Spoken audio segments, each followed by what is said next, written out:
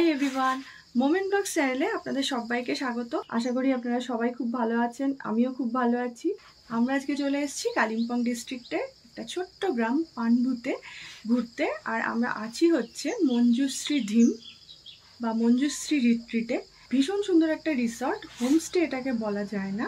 চারিদিকটা এত সুন্দর, রুমে বসে ব্যালকনিতে বসে কাঞ্চনজঙ্ঘা দেখা যাচ্ছে, ঘরে বেডে শুয়ে শুয়ে কাঞ্চনজঙ্ঘা দেখা যাচ্ছে। আর কি চাই বলুন তো। আর এইখানে এই যে আমি বসে আছি, এরকম সুন্দর সুন্দর বসার জায়গা আছে, কোথাও বেরোতে হবে না, যেতে হবে না। এখানে বসে একটু রিল্যাক্স করলেই একেবারে মন শান্ত হয়ে যাবে, মন ভালো হয়ে যাবে। পুরো ভিডিওটা দেখার অনুরোধ রইল।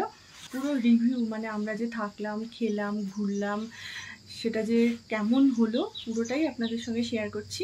যদি ভিডিও ভালো লাগে তাহলে ভিডিওটা লাইক করবেন, শেয়ার করবেন। তো চলুন শুরু করা যাক। প্রাত্যহিক জীবনের কোলাহল থেকে 2-4 দিনের ছুটি পেলেই মনে হয় টুক করে একটু পাহাড়ে গিয়ে ঘুরে আসি। পাহাড় আমার ভীষণ ভালো লাগে। এরকমই একটা সুযোগ এসে গেল বর্ষাকালে। আমরা 5 জনের একটা টিম ব্যান্ডেল থেকে কামরূপ এক্সপ্রেসে করে চলে এলাম এনজেপিতে এসে আমরা নেমেছিলাম ভোর 5:30টার সময়। তারপর স্টেশনেই একটু চা খেয়ে ফ্রেশ হয়ে নিয়ে আমরা চলে এলাম কার পার্কিং যেখানে আছে এনজেপির সেখানে, কারণ ওখানেই ওয়েট করছে আমাদের আগে থেকে বুক করে রাখা প্রাইভেট কার। আমাদের গন্তব্য কালিম্পংয়ের ছোট্ট একটা নিরিবিলি পাহাড়ি গ্রাম পানবু। এখানে মঞ্জুশ্রী রিট্রিট বা মঞ্জুশ্রী ধিম এই নামের একটা রিসর্টে আমরা 2 রাত কাটাবো। এনজেপি থেকে পানবুর দূরত্ব 48 কিলোমিটার। আর আমাদের এই প্রাইভেট কারে ভাড়া পড়বে পার ডে 4000 টাকা করে। পানবুতে কোনো শেয়ার গাড়ি সোজাসুজি যায় না। কালীঝরা ড্যাম অবধি গিয়ে সেখান থেকে শেয়ার কার ভাড়া করা যায়। আমরা সোজাসুজি এনজেপি থেকেই একদম গাড়ি বুক করে নিয়েছিলাম। যে রিসর্টে আমরা আছি মঞ্জুশ্রী, সেখান থেকেও বুক করা যায়, কিন্তু আমরা আলাদাভাবেই এই গাড়ি বুক করেছিলাম। আমরা যেখানে বুক করেছিলাম সেখানে যদি আপনারা গাড়ি বুক করতে চান তাহলে তার কন্ট্যাক্ট নাম্বার স্ক্রিনে দেওয়া রইল। ড্যাম পেরোনোর পর পানবু যাওয়ার রাস্তাটা যেমন চড়াই তেমন সরু। আর এই যে এখন বর্ষাকাল, বৃষ্টি হচ্ছে, সেই জন্য একটু ভেঙে চুরেও গেছে রাস্তা। আমাদের রিসর্টে ঠিক 1 কিলোমিটার আগেই পড়লো পানবু ভিউ পয়েন্ট। এখানে আমাদের গাড়ি পার্ক করা হলো, কারণ আমাদের পেয়েছিল প্রচণ্ড জোরে খিদে। এখানে প্রচুর ছোট ছোট স্টল রয়েছে, তো সেখান থেকে আমরা ব্রেকফাস্টটা সেরে নিলাম। আমরা খেলাম গরম গরম মোমো। তারপরে আমরা চলে গেলাম পানবু ভিউ পয়েন্ট ঘুরে দেখতে। পানবু ভিউ পয়েন্ট দেখে চোখ জুড়িয়ে গেল। অসম্ভব সুন্দর একটা জায়গা। ওয়েদার মাঝে মাঝে ক্লিয়ার হচ্ছে, মাঝে মাঝে মেঘে ঢেকে যাচ্ছে। ওয়েদার যখন ক্লিয়ার হচ্ছে তখন ডুয়ার্সের বিস্তীর্ণ এলাকা সহ তিস্তা নদী, করোনেশন ব্রিজ, সেবকের রেল ব্রিজ সহ গাজলডোবার বিস্তীর্ণ এলাকা এই পানবু ভিউ পয়েন্ট থেকে পরিষ্কার দেখতে পাওয়া যাচ্ছে। কিছুটা সুন্দর সময় এই পানবু ভিউ পয়েন্টে কাটিয়ে আমরা বেরিয়ে এলাম। এই পানবু ভিউ পয়েন্টের উল্টো দিকেই এখনও তৈরি হচ্ছে একটা বিশাল বড় শিব মন্দির, সেটাও আমরা দেখলাম। তারপরে আমরা আমাদের গাড়িতে চড়ে রওনা হলাম আমাদের রিসর্টের দিকে। অবশেষে আমরা পৌঁছলাম আমাদের রিসর্টে। আর এনজেপি স্টেশন থেকে আমাদের এই রিসর্টে পৌঁছতে মোটামুটি আমাদের সময় লাগলো 2 ঘন্টা। গাড়ি একদম রিসর্টের সামনে চলে আসে, পুরো রুমের দরজার সামনে এসে দাঁড়ায়। গাড়ি পার্ক করার খুব সুন্দর ব্যবস্থা আছে এখানে। তো সেক্ষেত্রে বাড়িতে যদি কোনো বয়স্ক মানুষ থাকেন, ছোট বাচ্চা থাকে, আর যদি কেউ অসুস্থ থাকেন অথচ এরকম অফবিট জায়গায় ঘুরতে আসতে চান, তাহলে এই রিসর্টটা কিন্তু খুবই আইডিয়াল। এখানে আসতে কোনো কষ্ট হবে না। পাহাড়ের কোলে নিরিবিলি শান্ত পরিবেশে একদম টেবিল টপে রিসর্টটা তৈরি হয়েছে। আর ভীষণ সুন্দর ভিউ পাওয়া যায় এখান থেকে, পুরো 360 ডিগ্রি ভিউ দেখতে পাওয়া যায়। সেটা রুম থেকেই হোক, ডাইনিং থেকেই হোক, লন থেকেই হোক, সমস্ত জায়গা থেকেই পাহাড়ের ভিউ এত সুন্দর যেটা বলে বোঝানো যাবে না। আপনাদের এসেই সেটা উপভোগ করতে হবে। সামনের লনটা খুব সুন্দর করে সাজানো, আর পাশে এই যে ঝুলন্ত বসার জায়গাগুলো, এগুলো অসম্ভব সুন্দর।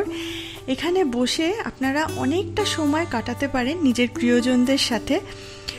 চা খেতে খেতে, খাবার খেতে খেতে পাহাড় দেখতে পাবেন, প্রকৃতি দেখতে পাবেন, গল্প করতে পারবেন, গলা ছেড়ে গান গাইতে পারবেন। দারুণ সুন্দর একটা সময় কাটাতে পারবেন। এই রিসর্টটা বেশ অনেকটা জায়গা জুড়ে, আর এখানে রয়েছে কটেজ সিস্টেম। মোটামুটি 21টা মতো কটেজ রয়েছে এখানে ছড়িয়ে ছিটিয়ে। আমরা এখন যেখানে আছি সেখান থেকে একটু নিচের দিকে নেমে গিয়ে নতুন 6টা কটেজ হয়েছে, সেই কটেজেই আমরা রুম বুক করেছিলাম। তো চলুন আমাদের যে কটেজটা সেটা আপনাদের ভালো করে ঘুরিয়ে দেখাই, আমাদের রুম ট্যুর করাই আপনাদের। প্রত্যেকটা কটেজের সামনে এরকম সুন্দর সুন্দর গাছ দিয়ে সাজানো।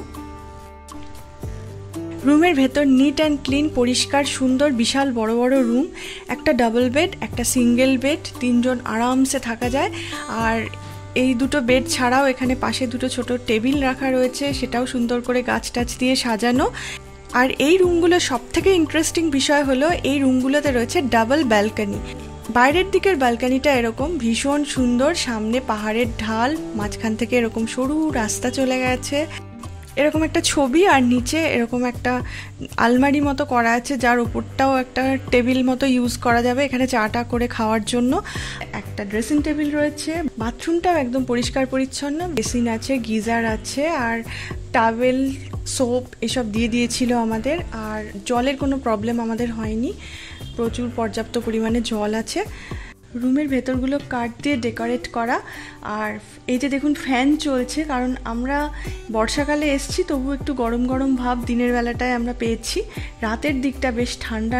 একদিকের ব্যালকনিটা তো আপনাদের দেখালাম, আর একদিকের জানলাটা খুললে এরকম সুন্দর দৃশ্য, মানে ঘরে বেডে বসে বসে শুয়ে শুয়েই বাইরের দিকে তাকিয়ে থাকলেই কিন্তু সুন্দর সময় কেটে যাবে, আর কিছুই লাগবে না, মানে রুম থেকে বেরোনোরও দরকার পড়বে না। এরকমই সুন্দর করে কটেজগুলো করা এখানে। এই ব্যালকনি থেকে বেরিয়ে সামনেও এরকম সুন্দর সুন্দর বসার জায়গা করা আছে, যেখানে বসে সারা দিন আপনারা পাহাড়ের সৌন্দর্য দেখতে পারেন আর প্রকৃতির রূপ বদল দেখতে পারে। রিসর্টের একদম নিচের দিকে 6টা কটেজ যেখানে আমরা রুম বুক করেছি, সেই কটেজগুলোর পেছন দিকের ভিউটা এরকম। এটাও কিন্তু অসাধারণ। কেউ যদি একদম একা নিরিবিলিতে বসে প্রকৃতিকে উপভোগ করতে চান, পাহাড় দেখতে চান, তাহলে সেই ব্যবস্থাও এখানে সুন্দর করে করা আছে। রিসর্টে আস্তে আস্তে অনেকটা বেলা হয়ে গেছিল, আমাদের খুব খিদে পেয়েছিল, আমরা লাঞ্চ করব, তো আমরা চলে এলাম ডাইনিংয়ে খেতে। এটা রিসেপশন কাম ডাইনিং, খুব সুন্দর করে সাজানো। রিসেপশনে ঢুকে এই যে ডান দিকটা, এখানে এরকম সুন্দর করে সোফা দিয়ে সাজানো, এখানে বসেও আপনারা সময় কাটাতে পারেন, আড্ডা দিতে পারেন, গল্প করতে পারেন। আর একটা জিনিস এখানে দেখলাম, এখানকার সমস্ত স্টাফ কিন্তু মহিলা। ডান দিকটা তো এরকম। এবার রিসেপশনের বাঁ দিকে গেলে হচ্ছে ডাইনিং, এখানেই বসে খাওয়া দাওয়া হয়। আর এই ডান দিকটাতে হচ্ছে এদের কিচেন, এখান থেকে কাউন্টার করা আছে, সেখান থেকেই এরা সার্ভ করে খাবার দাবার। এই যে ডাইনিংটা, সেটারও চারিদিকের ভিউ কিন্তু অসম্ভব সুন্দর, এই জানলা থেকেও কিন্তু পুরো পাহাড় দেখা যাচ্ছে। আমাদের লাঞ্চের মেনুতে ছিল গরম ভাত, বেগুনের একটা তরকারি, একটা মিক্স তরকারি, গরম গরম ডাল, ডিমের কারি, পাঁপড়, এইসব। আচার ছিল, স্যালাড ছিল, আমরা পেট ভরে খেলাম। খাবার দাবার না মোটামুটি পাহাড়ি খাবার দাবার ঠিক যেরকম হয় সেই টেস্ট এখানে পেলাম না। নর্মাল হোটেলে গেলে আমরা যেরকম একটা অ্যাভারেজ খাবার পাই, সেই রকমই একটা টেস্ট এখানে পেলাম। খাওয়া দাওয়ার পরে আমরা একটু রেস্ট নিলাম, একটু জিরিয়ে নিলাম। তারপরে যখন ঘুম ভাঙলো বিকাল বিকাল সন্ধে সন্ধে, সেই সময় দেখছি ঝমঝম করে বৃষ্টি হচ্ছে বাইরে। আমরা আর কটেজ থেকে, রুম থেকে বেরোতে পারলাম না, কিন্তু রুমে আমাদের দিয়ে গেল চা, 2 রকমের পকোড়া। তারপরে আমরা আলাদাভাবে রুমে অর্ডার করলাম তন্দুরি চিকেন। 1 কেজি পরিমাণ চিকেনের এটা প্রিপারেশন ছিল, আর এটার দাম নিয়েছিল 800 টাকা। তারপরে বৃষ্টি থামার পরে আমরা রাত্রেবেলায় ডিনার করার জন্য কটেজের বাইরে এলাম, আর পুরো মেঘ ভেসে ভেসে যাচ্ছে, একটা ঠান্ডা হাওয়া। মেনুতে ছিল রুটি, একটা ঢ্যাঁড়সের প্রিপারেশন, একটা পটলের তরকারি, আর চিকেন। আমরা যে কটেজগুলোতে আছি সেইগুলোর ভাড়া পার হেড পার নাইট 2000 টাকা। এই 2000 টাকার মধ্যে কিন্তু ব্রেকফাস্ট, লাঞ্চ, সন্ধেবেলা স্ন্যাক্স আর রাতের ডিনার ইনক্লুডেড। ভোরবেলা যখন ঘুম ভাঙলো তখন চারিপাশটা পুরো সিঁদুরে লাল হয়ে রয়েছে, আর পাহাড়গুলো মনে হচ্ছে পুরো কালো চাদরে ঢাকা। তারপরে খুব সুন্দর একটা সানরাইজ হলো। আমরা আমাদের ব্যালকনিতে বসে বসে অনেকক্ষণ ধরে কাঞ্চনজঙ্ঘা দেখলাম, চা খেলাম। খাওয়া দাওয়াটা মোটামুটি। এছাড়া বাকি এই যে পাহাড় ঘুরতে এসছি, দেখতে এসছি, এই অভিজ্ঞতা আমাদের খুবই ভালো। বর্ষাকাল বলে আমরা কিন্তু কিছু মিস করলাম না, সবটাই পেয়েছি। তো পুরো ভিডিওটা আপনাদের সঙ্গে শেয়ার করলাম। যদি ভিডিও ভালো লাগে তাহলে একটা লাইক করবেন, শেয়ার করবেন, আর আমার চ্যানেলটাকে সাবস্ক্রাইব করে দেবেন। দেখা হচ্ছে পরবর্তী ভিডিওতে। সবাই খুব ভালো থাকবেন।